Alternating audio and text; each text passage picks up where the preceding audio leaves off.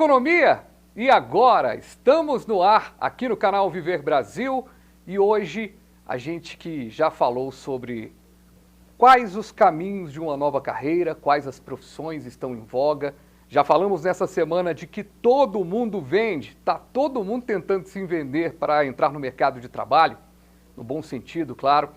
E agora vamos falar sobre como entrar mesmo no mercado de trabalho.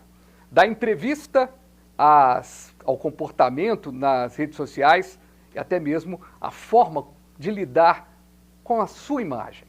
A gente vai falar sobre isso agora com a Jaqueline Coelho, especialista em carreira, que está aqui comigo. Muito obrigado, Jaqueline. Eu que agradeço a participação, muito obrigada. Bem-vindo todos aí também. Espero poder contribuir e ajudar aí o máximo de pessoas também com esse tema. Feliz 2023 para você. Para todos nós. Essa primeira semana a gente acredita muito, eu acredito muito que quem está nos acompanhando agora é aquela pessoa que está buscando um novo momento. Tá todo mundo meio de ressaca ainda do Natal, do Ano Novo e pensando em coisas novas. Eu vou começar com um tema que a gente abordou logo na primeira pergunta do primeiro programa dessa série, Sim. Que foi um dado interessante sobre 45% dos brasileiros quererem, em 2023, mudarem de emprego. E aí eu começo te perguntando, eu tenho que passar esse dado. A diferença entre a pessoa que está procurando emprego, está empregada e está buscando uma nova oportunidade, da pessoa que está desempregada, há mudança de postura no que diz respeito a essa busca? Na verdade, a postura ela tem que ser um rito para cada um mesmo no posicionamento do mercado. O que o mercado vê de um profissional que está desempregado, isso é uma grande maioria, né, de taxas que a gente vê, de índices que a gente acaba acompanhando, é que ele acaba se desatualizando do mercado, acaba dando uma freada ali em se atualizar, se atentar como que está o cenário do mercado de trabalho. Diferente de quem está hoje empregado, ele acaba tendo mais essa possibilidade de uma análise mais ampla mesmo do cenário, procura se antenar, se atentar também a esse mercado de trabalho que não é fácil acompanhar, né? Mas ele acaba ganhando uma vantagem. Eu estava lendo sobre gestão de pessoas, recursos humanos e tal, até para esse papo nosso, e no passado, uma pessoa que estava empregada, que buscava um emprego, ela era vista assim com um mal olhado assim das pessoas, não tinha preconceito e tal. Por que esse cara está buscando emprego? Hoje isso está mais normal. A gente vê um cenário hoje de profissionais muito melhores preparados e tentando estar acompanhando mesmo esse cenário de mudança. O mercado ele é cruel, não adianta a gente passar aqui e falar que é lindo, é tudo colorido e flores, que não é. O mercado ele é cruel.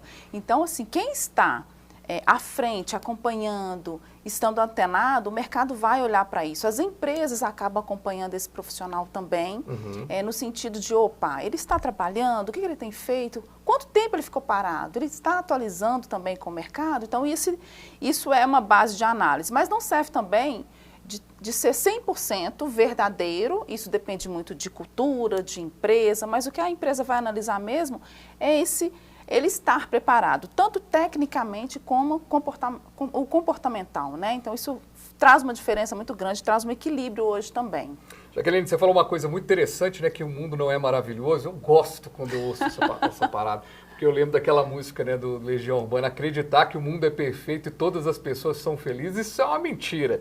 Agora, a pessoa tem que fazer essa análise, né, na hora de buscar um emprego. Por exemplo, é muito comum a pessoa entrar num emprego e ficar pouco tempo nele porque se objetivou ali algo diferente. Nossa, era a empresa dos meus sonhos, era o emprego que eu queria para a vida e ela não se adaptou e não foi aquela questão.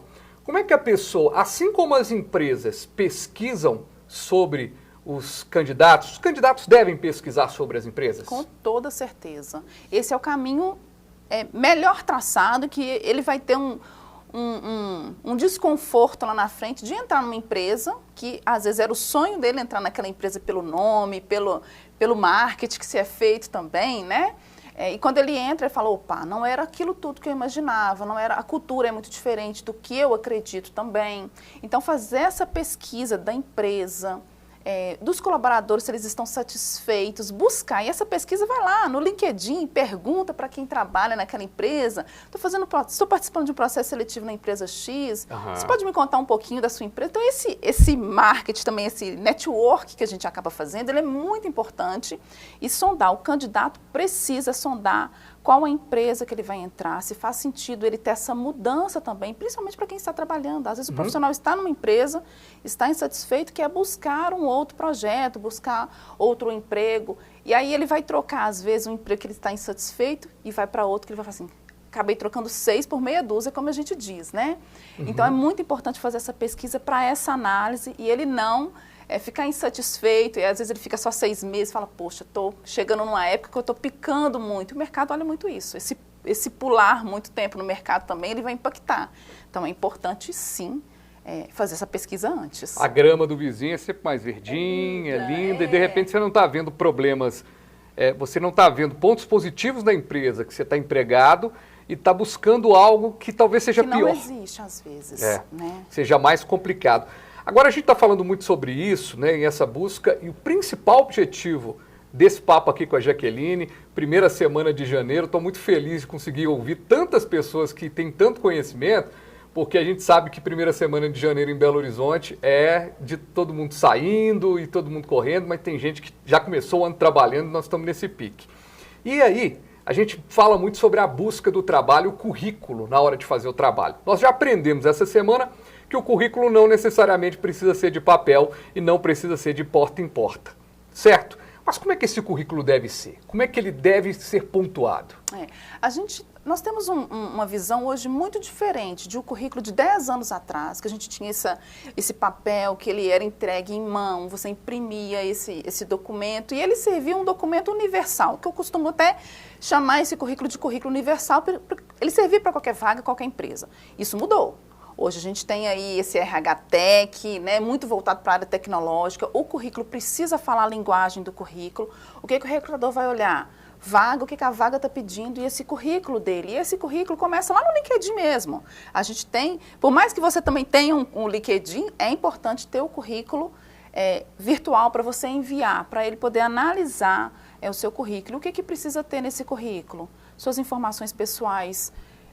Localização é importante colocar, mas o principal, o currículo precisa ser sucinto, objetivo, direto no ponto, nada de colocar ali currículo muito extenso, muita informação, porque o recrutador também ele vai ter uma leitura muito cansativa no currículo. Então o currículo tem que ser objetivo, claro e direto no ponto. E esse currículo, ele precisa necessariamente ter foto? Porque a gente está falando do LinkedIn, o LinkedIn, assim como as outras redes sociais, ele já é muito audiovisual, né? Então você tem a foto, você tem um vídeo, você tem o caminho ali para buscar ali o seu emprego ou mostrar o que você está fazendo profissionalmente. Exato. O currículo precisa ter foto? Antigamente a gente tinha essa necessidade de ter um currículo com foto, porque contratava-se muito pela aparência, né? Não pelas habilidades comportamentais. Hoje não, o currículo ele não tem necessidade de ter foto e quanto menos informações de dados pessoais você puder colocar, melhor é. A gente vive um cenário aí perigoso também, que a pessoa pode capturar essas informações. Dados pessoais que você fala é CPF? Nada disso no currículo. Exatamente. Agora, dados como idade, se é solteiro, casado, aí é uma coisa importante para a empresa. Depende muito. Tem empresas que fazem recrutamentos às cegas, que não é importante esse dado, mas a grande maioria hoje faz um levantamento de profissionais. Olha, nós estamos buscando profissionais que são casados, que são solteiros, que têm a idade X, que tenha filhos. Que não tenha. Então vai depender muito da organização, né? Então a gente trabalha pelo menos com esses dados informativos, mas não é uma obrigatoriedade também, isso vai muito depender da empresa, mas a foto, ela de fato hoje, ela não é um fator importante. Só se coloca foto em currículo a partir do momento que a empresa solicita currículo com foto. Isso vai no descritivo da vaga também. Isso é um ponto que o profissional precisa se atentar também para essa necessidade. E aí, você está pensando assim, eu vou ajustar meu currículo e tudo mais. E aquela mentirinha, hein? Inglês fluente, sou especialista em informática, sou informática nível avançado. E aí, mal você sabe ligar o computador, mal você sabe conjugar o verbo to be. Como é que faz? A mentirinha, ela pode ser, é melhor o funcionário, o candidato colocar que ele não tem inglês ou de certa forma, não colocar essa informação no currículo dele, do que mentir ali, falar que tem um inglês fluente, que sabe lidar com informática e tudo mais? A mentira é o pior caminho de um currículo, né? Que o profissional, ele tenta encaixar algumas informações para ele chegar no processo seletivo. A mentira eu sempre oriento que nunca deve ser colocada em um currículo. Quanto mais verdadeiro você for na entrevista, o seu currículo for aderente para a vaga, joga toda a sua estratégia na entrevista de emprego. É ali que você vai mostrar, mesmo que você não tenha todo o conhecimento que aquela vaga pede. Se o seu currículo atraiu, gerou curiosidade, o recrutador vai te chamar. Baseado na verdade que está no seu currículo. E na entrevista você pode usar toda essa venda que você precisa ter de posicionamento, de mostrar que mesmo que você não tenha todas as habilidades técnicas, você pode vender o seu lado profissional durante a entrevista e ser contratado. Isso já aconteceu. Engraçado que nessa coisa que a gente está falando da mentirinha, tem uma mentirinha que às vezes é uma bobeirinha, né? Às vezes a pessoa tem medo pela idade, coloca uma idade menor com medo de, eu vou sentir, talvez o recrutador vai entender que eu estou velho demais, ou às vezes a pessoa é jovem e coloca uma idade mais avançada. A empresa que está hoje contratando, ela também não falta às vezes nos anúncios das vagas, um pouquinho mais de assertividade. Por exemplo, eu tive a oportunidade de fazer um trabalho com uma empresa que, dentre a consultoria, era a contratação de algumas pessoas. E meu bate-papo com eles frisava muito isso. O anúncio da vaga, geralmente, não diz o que a vaga quer. Por exemplo, acho que seria muito... E aí, talvez por implicações de ter medo aí de uma questão jurídica e tal... Mas seria tão mais fácil a empresa colocasse, quero jovens até 25 anos, ou eu quero pessoas mais maduras, mais de 40 anos. Isso, de certa forma, vai sendo quebrado ao longo do tempo? Há uma possibilidade disso ou a gente vai viver esse problema na busca aí? Porque eu acho que, às vezes, a busca, o anúncio da vaga, que antigamente era no jornal, hoje é diferente... O anúncio da vaga, desde o jornal até os dias atuais, ele não é claro também para quem está candidatando. Verdade, falta muita informação.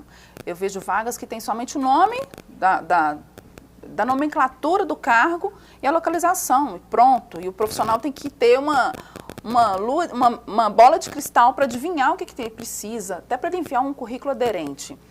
Isso eu concordo muito com você, né? Isso a gente vê muito isso nos mercados. As empresas precisam ser mais claras e o que elas buscam de fato, até para ela receber currículos que são aderentes, alinhados ao que ela busca. Isso é um ponto que eu friso bastante. A gente tem que ser claro, nós temos que mostrar o que nós buscamos. Agora, tem esse lado jurídico também, que a gente pode divulgar ali que tem uma necessidade de um profissional que tem mais de 6 meses de experiência. Tem empresa que precisa de um profissional que tem 5 anos de experiência no mercado e a gente não pode divulgar esse tempo. Por lei, isso é proibido.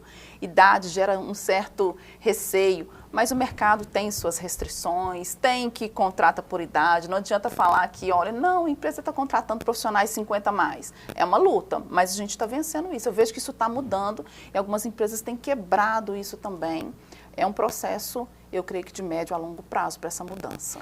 Atenção, deputados federais, estaduais que estão nos acompanhando, seja no âmbito estadual e no âmbito federal, quem sabe uma lei que permita com que as empresas sejam mais transparentes na hora de fazer o anúncio, porque vai ser bom para todo mundo, ninguém perde o tempo, né? Ninguém fica perdendo o tempo, nem o recrutador. Tá aí uma boa ideia, isso mesmo, gente. Quando não fica com raiva da empresa, não. A empresa não pode colocar muitos detalhes exatamente pela lei, que pode ser mudada aí pelos deputados. Fica um pedido, né? Para a gente repensar, discutir pelo menos, tentar discutir, trazer o caminho, porque tem situações aí muito complicadas. Muita gente, ainda mais hoje a busca de emprego é tão complexa, porque você está falando de gente que está lidando com sonhos. Então, às vezes a pessoa sai de casa com a vontade daquela vaga, e ela não faz o perfil daquela vaga. A pessoa está, às vezes, querendo uma mulher, contratando uma mulher, e não escreve isso na vaga, vai um tanto de homem, ou vice-versa. Né? Ou seja, infelizmente, essa limitação do sexo, a limitação da idade, de poder colocar isso no anúncio, atrapalha bastante. Né, da vaga, é verdade. Gente, então vamos para um breve intervalo. Na volta, a gente vai saber com a Jaqueline aqui o que não fazer numa entrevista de emprego. E também a gente vai falar sobre o mercado também para 2023. Como é que a pessoa pode encarar esse mercado aí, aprendendo com quem o que pode ser aí desse mercado de 2023, também na opinião da Jaqueline. A gente vai para um breve intervalo e volta rapidinho com o nosso Economia. E agora?